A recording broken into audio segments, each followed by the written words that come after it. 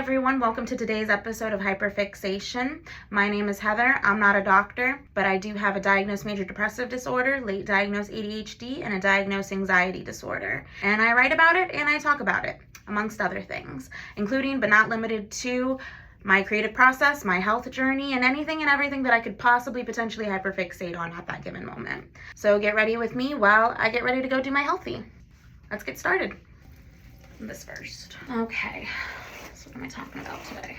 Like I think it, then I know it, then I write it, then I forget it, and then that's lovely. Yeah.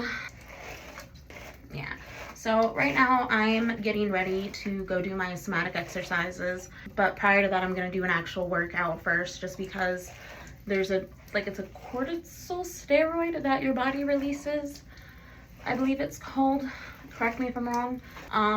But that your body releases when you're working out. It's really good for like major depressive disorder and for anxiety disorders, and for your body to be able to manage your cortisol levels. It helps to like directly combat it. So I try to do that before I do my somatic exercise, just because depending on how intense my release is, I just want some of that to at least be in there to kind of just help ease my body through it. I know that depending on the intensity of the release, I'll probably be just kind of like taking it easy the rest of the day, depending on how I feel afterwards. This is my first day getting back on my somatic exercises since the last video that I had made. And today we're pretty much on day 6 of what it would be if I didn't do it today. And I would have basically, so I've gone 5 days without doing it. Yesterday was not a good day.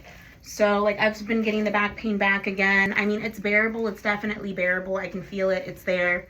And it's like made me really tired in a lot of aspects, but it's not like what it was when I had gotten to 10-day mark of not doing them. So I just don't want to even like broach getting close to that interval again. But yesterday wasn't a good day because I ended up having an attack from a high stress situation that, I mean, I eventually needed to go deal with it. I needed to tackle it, but it wasn't fun. And so just seeing how my body coped with it, seeing how not okay I was, it's just one of those things that reiterates to me that nope, we're gonna do it today. And then because I feel the tension in my back, and I actually feel it in my neck really, really bad too.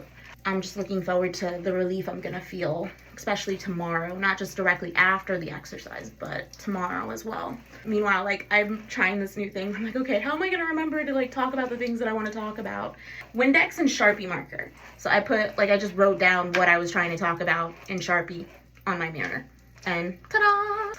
So baby steps, baby steps. The other thing too is yeah, and I've just been trying to figure out like how am I gonna schedule my somatic exercises, because normally on the days that I do them, after it's done, like I'm really productive up until I do them, and then after that it's like my body is just trying to heal and it's trying to release, and it goes through those, and depending on like, because it just depends, sometimes when I do them the release isn't as intense, but then there are days where it really is, and I can't predict which day is going to be more intense than the other. So I've just been trying to learn like how do I plan around this so that way I can stay productive, I can run my errands, I can do the clerical stuff that I need to do, and then on top of that like schedule time to take videos and schedule time to do editing and things like that, and my other courses and certifications I'm doing on the back end right now.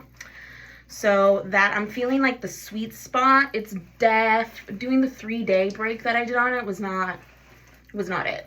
I don't think that worked out very well for me, especially with how much pain I'm in right now.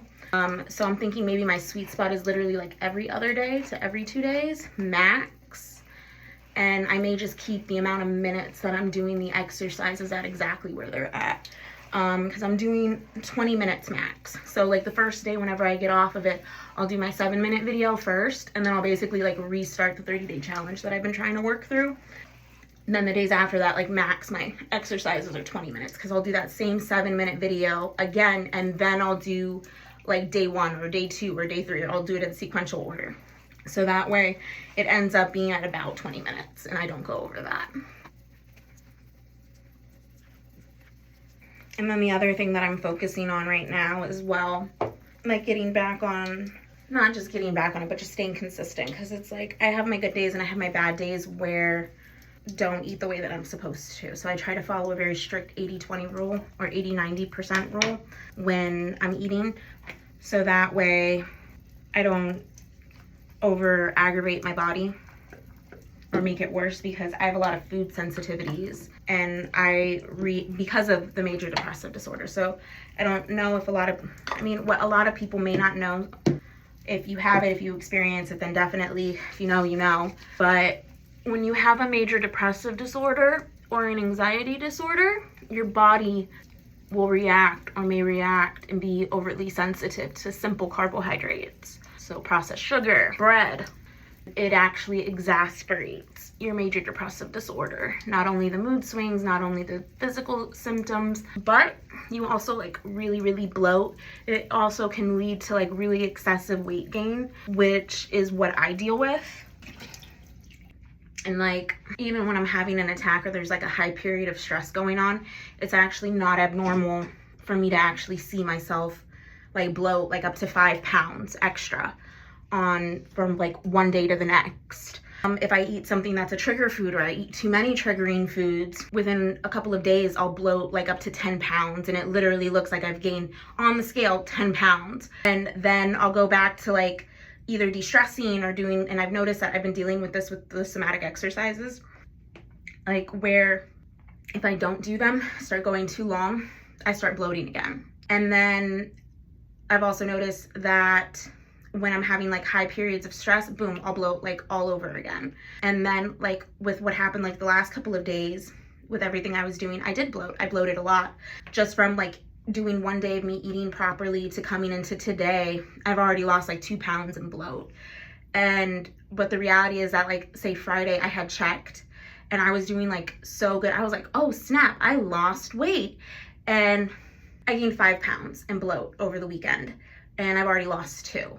So for me, my big thing is that I'm trying to, and it's hard because it's like being that person that you can't have dairy, but then you have dairy anyways. And like the things will aggravate my symptoms to the point where I'll get nauseous and I'll like want to throw up. So yeah, so it's just been me working on doing just like, hey, listen, like, okay, I gotta stay away from this. I've gotta do this a certain way. But yeah, so like one of the things that I wanted to do was to start doing like my weigh-ins, like daily, like probably bi-weekly, like check-ins, because that's all part of it, like a part of what I'm dealing with and part of what I'm working through, because I have gone through high periods of stress over the years, and because of that, with my disorder, my weight has this tendency to really, really fluctuate. It's straight inflammation is what I've finally learned, is that it is that.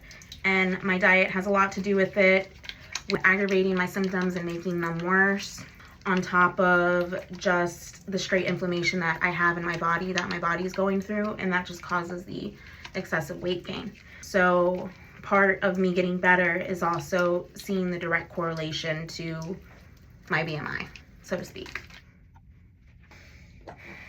And then I'm also just trying to figure out like what I want to do next as far as the next piece that I record. I definitely want to go out to some more open mic nights. I definitely need to be more inspired, because I've been looking at some of my pieces and I would like to start playing with the format more, so that way, I don't know, I'd like to see myself writing in more formats again, like how a lot of my earlier work had me writing. So I just want to kind of explore like what's going to get me to that again, and just kind of go from there. Anything else? I'm trying to think, because like again, like I tried to write all of this stuff on the mirror, and then I got through what I was talking about. I'm pretty sure there was more, and it's starting to come back to me, but I just feel like next video, baby steps. Oh, but that being said, so weigh-in 182, and like I tell you, like literally 2 pounds. Like I already lost like 2 pounds. Like I try not to let myself get into, it's just been a lot of inflammation, if I'm gonna be completely honest. And there's been a lot of stress that I've been dealing with on the back end that I always have this saying that one day it won't be so hard. And I also have this saying whenever I'm feeling really, really dark about what's going on in my life, or when I feel really, really stressed, really, really overwhelmed. Today is not my darkest day. I've lived my darkest day. Today is not it. And that's what I use to get through. Oh my God, you can actually have fudge. I had to like take a break from recording, so I ended up moving the clothes that I'm gonna be using to go like do things outside. I ended up moving them onto over here. We're gonna put that there. But yeah, so anyways, if you guys watched this far, thank you for watching. If you want to see more content, definitely like, follow, share, subscribe, all of the things. Link to all of my other work and all of my other videos is in my bio. But so I hope to see you guys next time, and thank you.